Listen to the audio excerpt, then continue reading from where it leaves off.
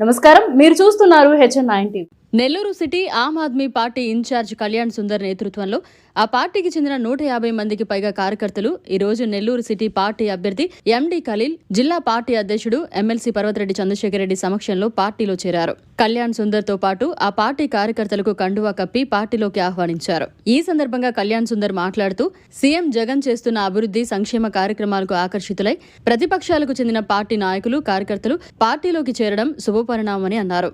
భవిష్యత్తులో పార్టీలోకి మరిన్ని చేరికలు ఉంటాయని అన్నారు. నా హృదయపూర్వక నమస్కారం. నాకు 3 సంవత్సరాల క్రితం మనం ఒక మహాయజ్ఞం చేశాం. అది ఈ సందర్భంగా నేను గుర్తు చేసుకుంటా ఉన్నాను.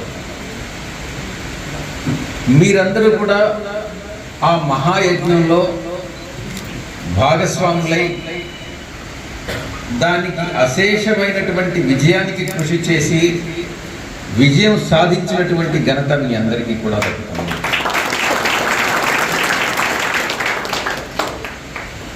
విశాఖపట్నం మున్సిపల్ కార్పొరేషన్ ఎలక్షన్ అప్పుడు 3 సంవత్సరాల క్రితం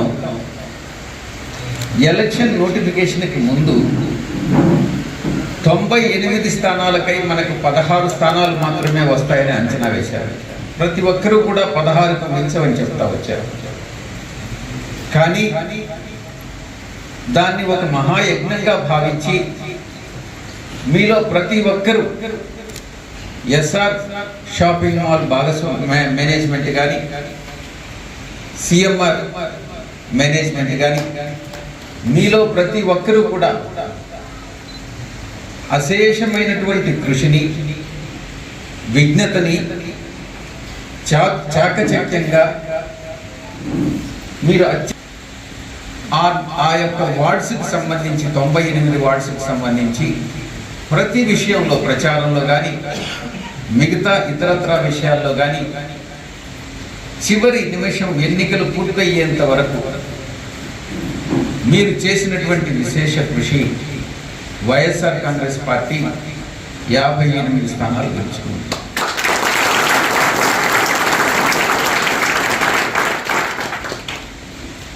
మళ్ళీ తిరిగి ఈరోజు 3 సంవత్సరాల తర్వాత ఇక్కడ నెల్లూరు నుంచి పార్లమెంట్కి పోటీ చేయాల్సి వస్తుందని నేను ఏ రోజు ఊహించలేదు.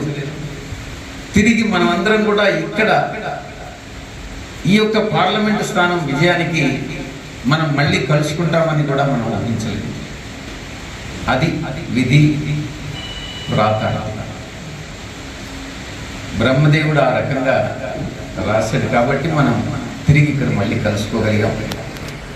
ఆ మహాయజ్ఞంలో పాలు పంచుకున్న మీ అందరి కృషిని నేను ఎప్పటికీ కూడా మర్చిపోలేను.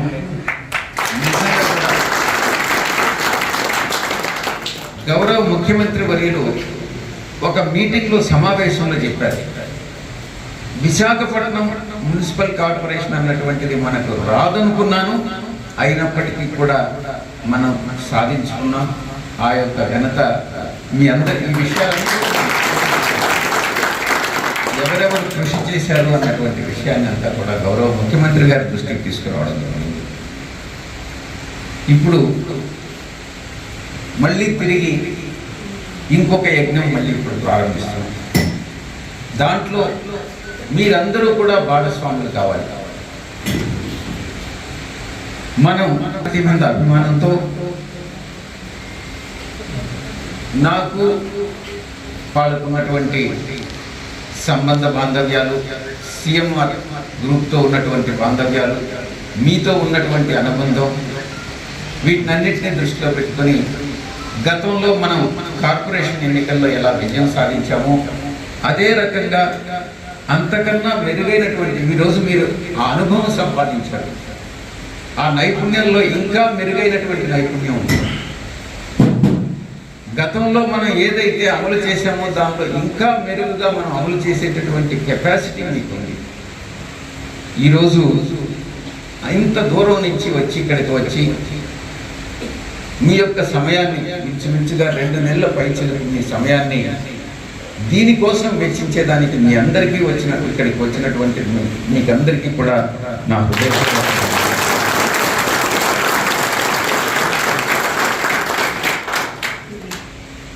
నెల్లూరులో మొత్తం 28 ప్లస్ 20 26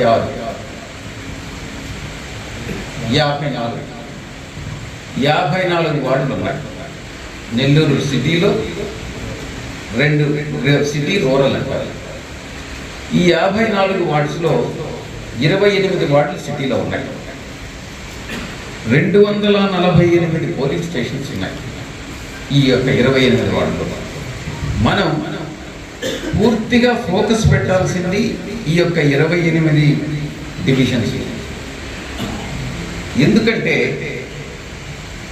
గతంలో అప్పట్లో కూడా మనం విశాఖపట్నం మున్సిపల్ కార్పొరేషన్ ఎన్నికలను మనం ఎదుర్కొన్నప్పుడు ఆ రోజు ఒకటే చెప్పారు, వైఎస్ఆర్ కాంగ్రెస్ పార్టీ పట్టణాల్లో వీక్గా ఉంది అన్నటువంటిది. ఈరోజు కూడా అదే మాట చెప్తా ఉన్నారు. అక్కడ మనం నిరూపించాం, పట్టణాల్లో విశాఖపట్నం మహానగరాన్ని మనం కైవసం చేసుకోగలిగాం.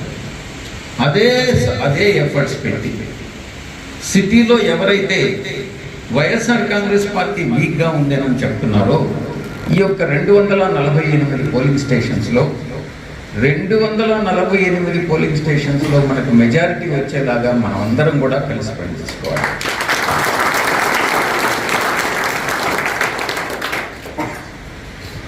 ప్రసాద్ రెడ్డి గారు చెప్పినట్టుగా మొత్తం ఇంకా అవసరమైతే ఇప్పుడు 200 మంది ప్రతినిధులు వచ్చారు. ఇంకొక 50 మందిని పెంచుకున్నాం. 248 స్టేషన్స్కి 250 మంది అంటే ప్రతి పోలింగ్ స్టేషన్కి ఒకరిని మనం మ్యాపింగ్ చేసుకొని ఆ పోలింగ్ స్టేషన్ పరిధిలో ఎవరికైతే మనం అటాచ్ చేస్తామో వారు ఎంత చక్కగా బాధ్యతలు నిర్వర్తించాలి, ఏం చేయాలి అన్నటువంటిది కార్యాచరణ మనం రూపొందించుకోవాలి. ఆ కార్యాచరణ మేరకు మనం తూచా తప్పకుండా అమలు చేసినట్లయితే తప్పకుండా విజయం మనదే అవుతుందని మీ అందరికీ కూడా విజ్ఞప్తి చేస్తాను.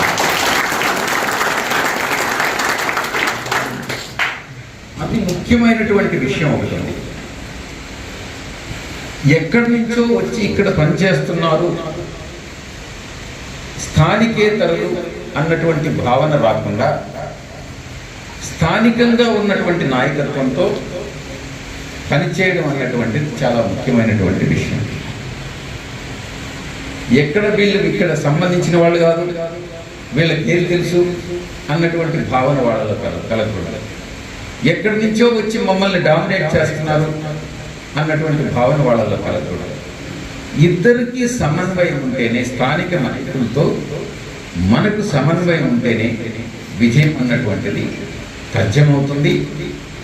మనం అనుకున్నటువంటి కార్యక్రమం లక్ష్యాన్ని మనం సాధించుకోగలుగుతాం. మనకు బాధ్యతలు ఏంటి అంటే ప్రజలు ఆ యొక్క ఏ వార్డులోనైతే మ్యాపింగ్ చేసి మీకు అటాచ్మెంట్ ఇస్తామో అదంతా కూడా ప్రసాద్ రెడ్డి గారు అందరూ చూసుకుంటారు, శ్రీనివాస్ చూసుకుంటారు, మ్యాపింగ్ అంతా కూడా హర్ష అందరూ చూసుకుంటారు. ఆ వార్డులో ముఖ్యంగా ప్రజాభిప్రాయం ఎలా ఉంది, ఏ వర్గాలు మనతో ఉన్నా ఏ వర్గాలు మనతో లేవు, ఏ వర్గాలు మనతో లేవో దానికి కారణాలను మీరు ప్రత్యక్షంగా కానీ పరోక్షంగా కానీ ఇతరుల ద్వారా కానీ మీరే వాళ్ళతో ఒక సంభాషణ అన్నటువంటిది స్టార్ట్ చేసి ఎందుకు అన్నటువంటిది మనం తెలుసుకోవాలి, దాన్ని మనం అడ్రస్ చేయగలగాలి. ఒక 100 మంది మనకు అగెనిస్ట్గా ఉన్నారు అనుకున్నాం, దాంట్లో ఒక ఎంతో కొంత పర్సెంట్ మన వైపు లాక్కుంటే అది మనకు తప్పకుండా బెనిఫిట్ అవుతుంది. కాబట్టి ప్రజాభిప్రాయ సేకరణ అన్నటువంటిది చాలా ముఖ్యమైనటువంటి విషయం. ఇక ప్రతి వార్డులో కూడా స్థానిక నాయకులు ఉంటారు. కార్పొరేటర్ కానీ కార్పొరేటర్ కింద పనిచేసేటటువంటి చాలామంది నాయకులందరూ కూడా ఉంటారు. మామూలుగా ప్రజాస్వామ్యంలో భిన్నాభిప్రాయాలు అనేటువంటివి చాలా సహజం. ఒకే వాటిలో ఉన్నటువంటి నాయకత్వంలో కూడా భిన్నాభిప్రాయాల వల్ల ఒకరి అభిప్రాయంతో ఇంకొకరు ఏకీభవించకపోవచ్చు. ఆ యొక్క నాయకుల పనితీరుని, విధానాన్ని మరింతగా నిశితంగా పరిశీలించుకోగలగాలి.